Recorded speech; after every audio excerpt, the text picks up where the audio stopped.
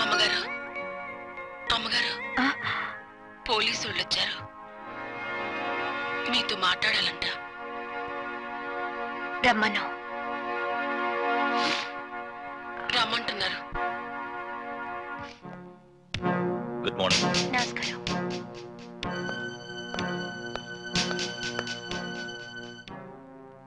నేను మిమ్మల్ని కొన్ని ప్రశ్నలు అడగాలని వచ్చాను.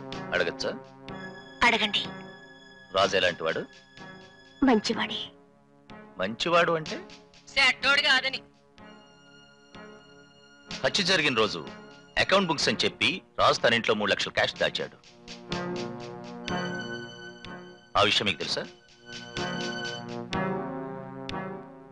డబ్బు కోసమే రాజు డాక్టర్ సురేంద్రని హత్య చేశాడని మేము భావిస్తున్నాం.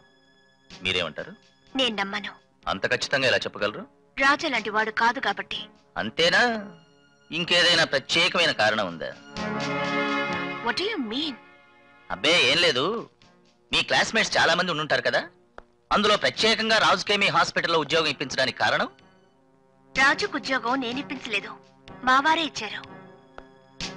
మీ హాస్పిటల్ స్టాఫ్ అంతా రాజులాగే మీ ఇంట్లో చనువుగా ఉండేవాళ్ళ? లేదు, రాజు ఒకడే మా ఇంట్లో మనిషిలాగా కలిసిపోయాడు. అంటే రాజు మీకు బాగా దగ్గరయ్యాడన్నమాట. ఏంటయ్యా ఇందాక నుంచి చూస్తున్నాను, దూరం దగ్గర అంటూ సన్నాయి నొక్కులు నొక్కుతున్నావేటి? ఎదమ్మా మీరున్న నమ్మగారు, మొగుడు పోయి బాధలో ఉన్న ఆడకూతును ఓదార్చాల్సింది పోయి పుల్లిరిపి మాటలు మాట్లాడతావేంటి? నన్ను అడుగు చెబుతా.